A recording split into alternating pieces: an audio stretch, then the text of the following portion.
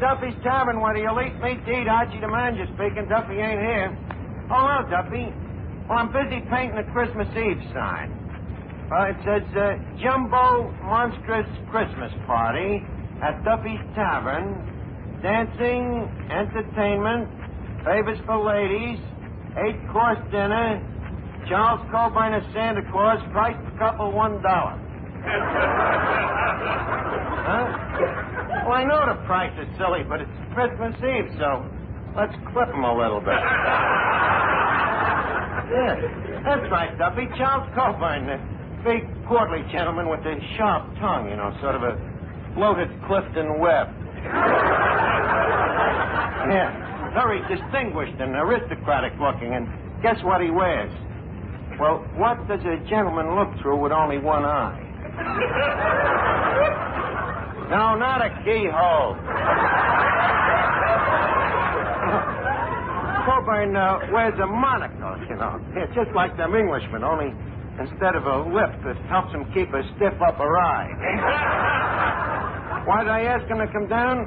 Well, you know, for the Christmas party, we're going to need somebody to play Santa Claus. And, you know, things is a little slow in Hollywood, so I figure for a few bucks and a free meal, he'll jump at the chance. Yeah. Okay, I'll call you back, Duffy. Now, Eddie, leave us make the joint real nice and Christmassy, huh? All red and green. Well, I already started. How? I rearranged the free lunch. Oh, good. What did you use for red? Tomatoes. Uh-huh. What'd you use for the green? The liverwurst.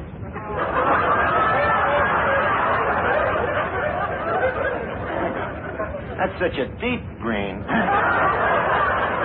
How come you didn't use the lettuce? Well, that's purple. I'm saving that for Easter. Well, when you get finished, I think I have another cute little Yuletide touch, Eddie. You know them reminders we send to our delinquent accounts, the ones where we say, pay off in 10 days, you swindling skunk, or we'll throw you in the clink? Yeah. Get this. With each letter, I'm enclosing a sprig of holly. Now, let's see. Oh, yeah. Oh, Eddie, hand me a cake of soap, huh? Soap? Yeah, soap. You got a new girl? No. Well, then what do you want with soap? Well, I want to write a poem on the mirror. You know, me annual Christmas poem. Oh, you got a new one. Yep, and this one's terrific, Eddie. You know, in the past, I have always used iambic pentameter. But this year, I felt more in a trochee mood. And it came out much better. What's a trochee? You use more colons. Would you like to hear the poem, Eddie? Have I got any choice? No. Yes.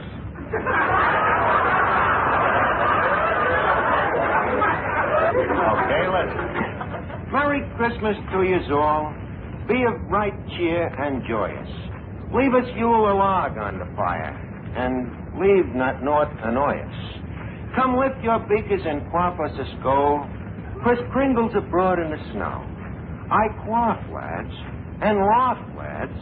Ha ha, hee hee, ho ho.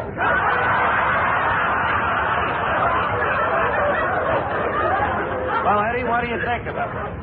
Ha ha, hee hee, ho ho. In other words? In other words, it'll go beautifully with that cracked mirror. Eddie, give me that soap, and while I'm writing the poem, I want you to hang up them wreaths here. Where'll I hang them? Well, leave one dangle over each table. Well, that'll save time. What do you mean? After the customer's finished eating, we can lay the wreath right on his chest. Eddie, don't be such a ghoul, will you? Archie. Yeah, Miss Duffy? I have a message from Papa. Huh? He says that on Christmas, we don't do much business here anyway. Yeah? So you and Eddie can take Christmas Day off. Gee, that's nice.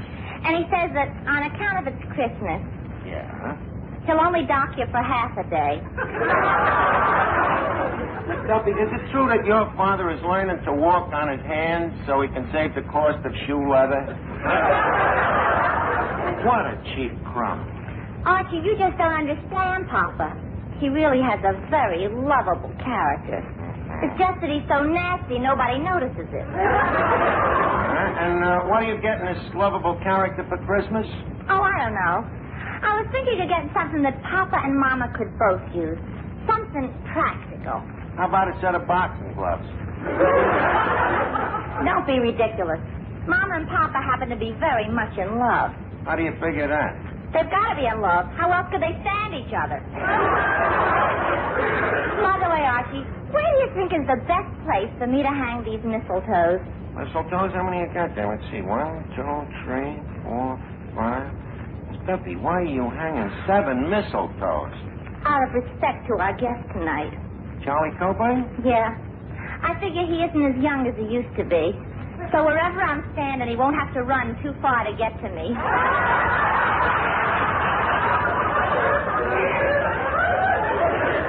Duffy, I'm afraid you're making the wish the grandfather to the thought. Oh, no, I'm not. The last time he was down here, I noticed a very warm look in his eye. Are you kidding? He ain't had a warm look in his eye for 40 years. Last time he did have one, it steamed up his monocle so he couldn't see what he was getting hot about anyway.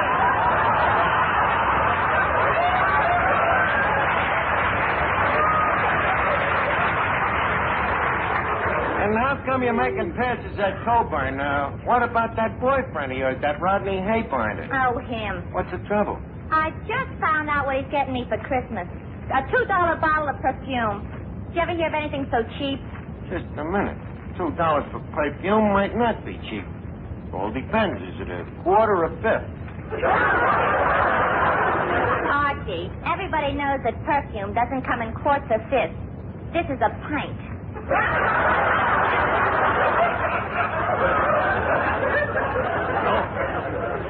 $2 a pint, it ought to be at least 80 proof. What did you expect? Well, I thought he'd at least get me a fur coat or maybe an alligator bag. Alligator bag? What would you do with it? You ain't got an alligator. Well, thank goodness I ain't got no problems about Christmas. I'm giving all my dames the same present. What? A nice, practical gift, and yet very attractive. What is it? My picture. I was going past this snapshot parlor the other day, and I had 6 lovely portraits made. Here, take a look. Seems a shame to waste these pictures on Christmas. They're such a natural for Halloween. Hello, Art. Oh, hiya, Finnegan. Well, it looks like it's Christmas again, huh? It is? Yeah. Seems like only last year. Hey, Arch, guess who's here with me tonight? Oh, My brother Wilfred. Wilfred. Is that the tall, fat, ugly one? No, that's the mother. Wilfred's big brother. You know, the black sheep of the family. The black sheep? Yeah, the one with the brains. Oh, that one. Oh, yeah. Yeah, the one with the high Q. The what? The high Q. It's the way they measure brains. In other words, high Q is a scientific nickname for a genius. You know, liberally translated, it means intelligent quadruped.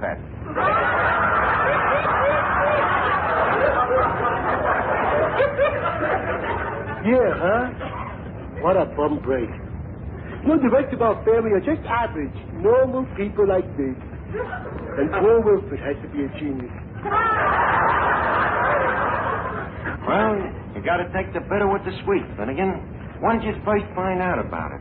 Well, the first time we realized he was abnormal was when we seen him reading the newspaper without moving his lips.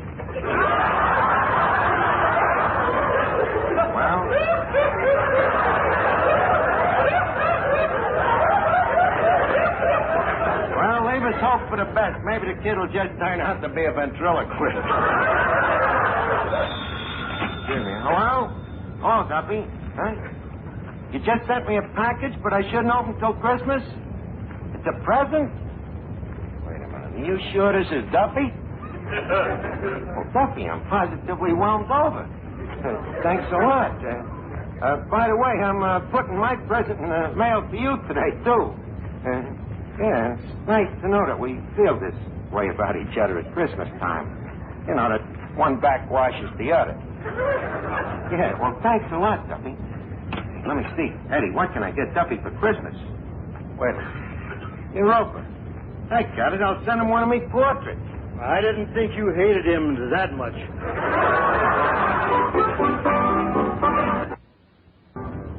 Now, let's see. I think I'll autograph me portrait by saying something nice to Duffy. Let's see. To my lovable employer, Duffy, in fond appreciation of all I have done for you. Signed, Archie. Wonder what he's giving me, Eddie. What do you guess? Oh, I don't know. Maybe some silk shirts, nice striped bathrobe, polo outfit. No, he knows I don't play polo. That would also eliminate the bathrobe.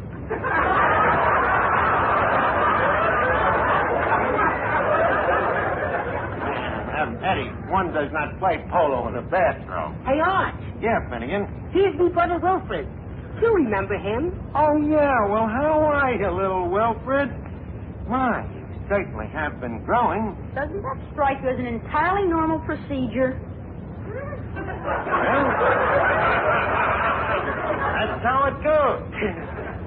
Tell me, how's things in school, Wilfred? Are your teachers learning you much stuff? Archie, they're not learning me, they're teaching me. Well, that's what they're after. Well, you're certainly looking fine, Wilfred. Very manly. Are you eating good? Yes, I receive sufficient nourishment, thank you. That's right. Well, you got to eat good if you want to grow up to be a strong man like your Uncle Archie. You know how I got this physique of mine? Malnutrition? Yes, sir, and plenty of it. Yeah, always eat lots of bread, potatoes, pancakes. Well, I'm on a diet that prohibits carbohydrates. Carbo what rates?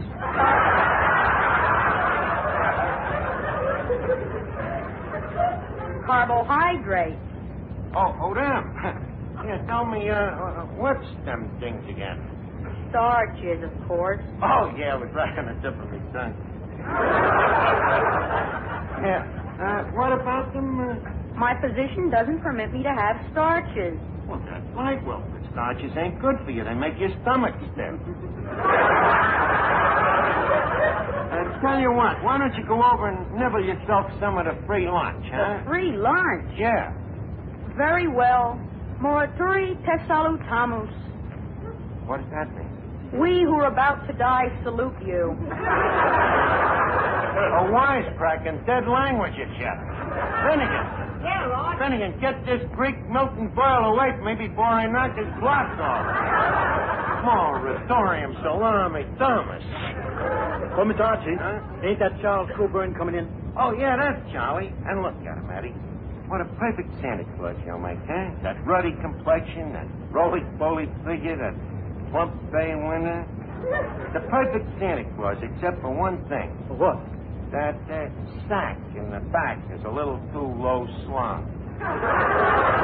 Well, greetings, Mr. Coburn.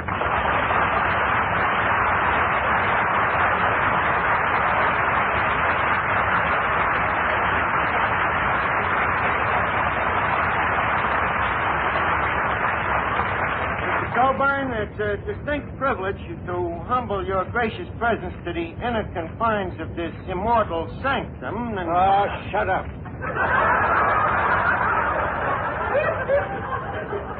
Well, Where's Duffy? he's home. He's smart. This guy's gonna make a lovable Santa Claus. Mr. Coburn, you're acting kind of strange. Ain't you glad to be here at the tavern? Well, yes, I am. Thank you. At my age, I'm glad to be anywhere.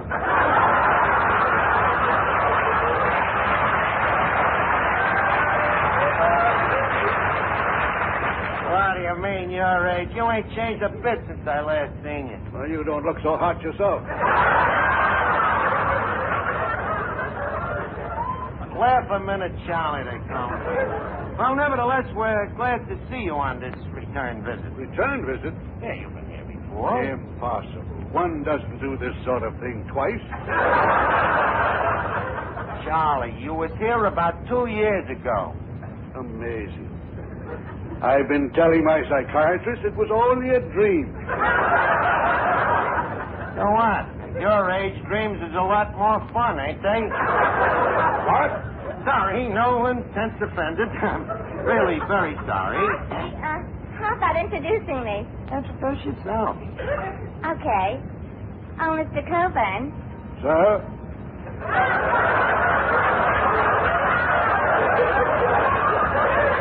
I am Miss Duffy. You have my deepest sympathy. Likewise, I'm sure. You know something? What? You're handsome. You know something? What? You're nearsighted. Mr. Coburn, you think you could be happy with a girl like me on your lap? Are you kidding? The guy'd be happy if he just had a lap. Archie, you stay out of this. Oh, Mr. Coburn. What is it? Look where I'm standing. Right under the mistletoe. So what? Well, are you going to kiss me? Tell you what. You hang from the ceiling and I'll kiss the mistletoe. Incidentally, Charlie, come on home and take a look at our mistletoe. I'll hold off Miss Duffy with a salad fork. Very well. Good. Oh, jingle bells, jingle all this. Hey, look who's under the mistletoe. Help! Finnegan! Finnegan, you just kissed Charlie Coburn, and without an introduction. Sorry, Arch, I guess I've gone Hollywood. Charlie, maybe you should have settled for Miss Duffy. Well, yes, at least she didn't have a cigar in her mouth. That can be arranged. Get out of here, the both of you. Imagine kissing Charlie Coburn. Finnegan. Yeah, I guess I'll hate myself in the morning.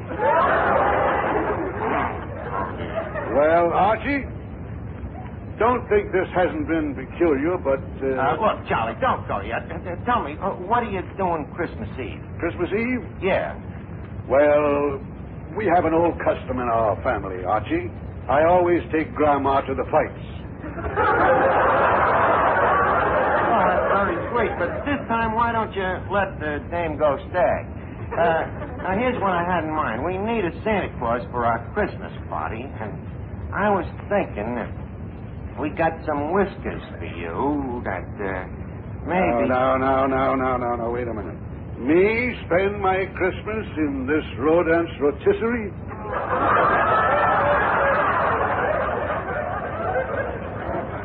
Rodents, but this...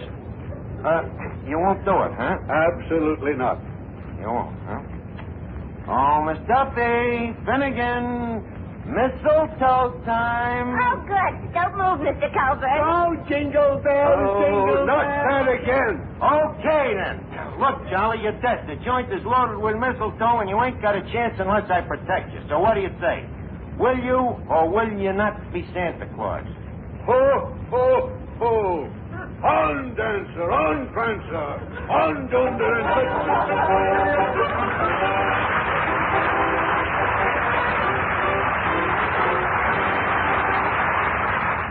Charlie, believe me, you love playing Santa Claus Christmas Eve. Giving out toys to all them little kids. Don't forget, you was a kid once yourself, wasn't you? There's no record of it. Well, I probably didn't keep records in them days. Come on, Charlie. You'll feel better just as soon as you talk to one of these kids and see what it's like. Hey, wait a minute. Hey, Finnegan, is your kid brother Wilfred still here? Yeah, he's right here, Arch. Good. Hey, Wilfred, come here. I'd like you to meet Santa Claus. Well, not the Santa Claus. That's right, young man. Ho, ho, ho. Well, son, I'll be coming down the chimney Christmas Eve, down your chimney. Thank you very much, but we have an oil burner. Wilfred, look, don't you believe in Santa Claus? Santa Claus is an ancient superstition and a throwback to pagan mythology. Does that mean he does or he don't believe it? Enough of this nonsense. Mr. Claus, Yes? I understand you live up the North Pole. Do I? Oh, I mean, well, yes, of course I do. I also understand that the average temperature of the North Pole is estimated at 70 to 90 degrees below 0 Fahrenheit. Well, it does get a bit nippy. But then again, a fellow can always grab off a snort of... Santa Claus. Wilfred, Santa only drinks soft drinks, of course. Yes, although on occasion I will take a jigger of snow with an olive in it.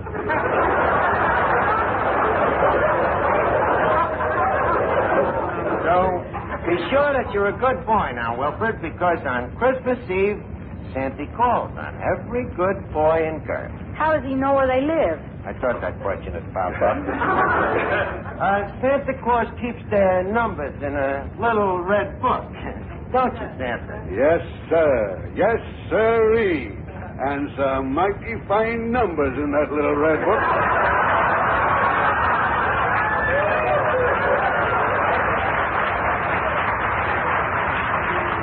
There's some mighty fine numbers. Yes, sirree. Oh, this is ridiculous. Preposterous. Huh?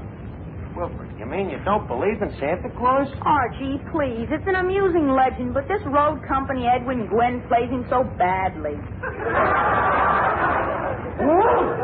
Now, you little grumpy, you... Oh, please, Santa Claus, please go at a little boy's throat. Then get me out of here. Well, look, Charlie, I'm sorry it turned out like this, but you can't let us down. You promised you'd be here on Christmas Eve. Don't worry, Archie. I'll be here on Christmas Eve. Playing Playing Santa Santa Claus. Yes, playing Good. Santa Claus. With a nice big bag over my back. And you know what I hope to have in that bag? What? Wilfred.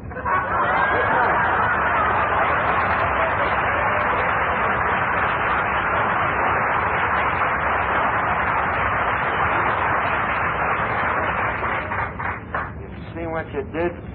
Now look, you lousy little genius. Now, Archie, please. You don't actually expect an educated man of 10 to believe in Santa Claus. Don't I? Look, Wilfred, maybe there ain't no real Santa Claus with no red coat and reindeers and something jumping down chimneys. Okay, but there is something that a kid like you should get wise to. Something that kind of makes people do wonderful things for each other at Christmas time. And I like to call it Santa Claus. It's something inside of all of us, kid, that if we're right guys, will turn each one of us into a Santa Claus. With every guy loving his fellow guy and working with him to bring good in the world and maybe peace. And, kid, don't tell me there ain't no that kind of a Santa Claus. That's telling them, Mr. Archie, and say, Huh? this package just came for you. Let me look. Hey, Wilfred, come here. Look at this. It's me present from Duffy. Now, Wilfred, here's what I was talking about.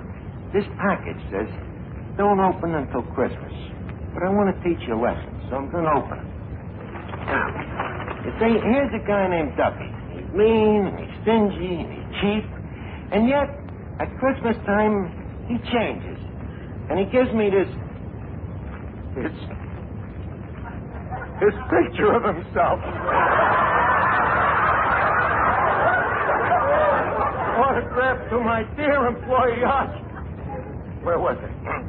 Oh, so you see, Wilfred, maybe there ain't no real Santa Claus with no red coat jumping down chimneys, but I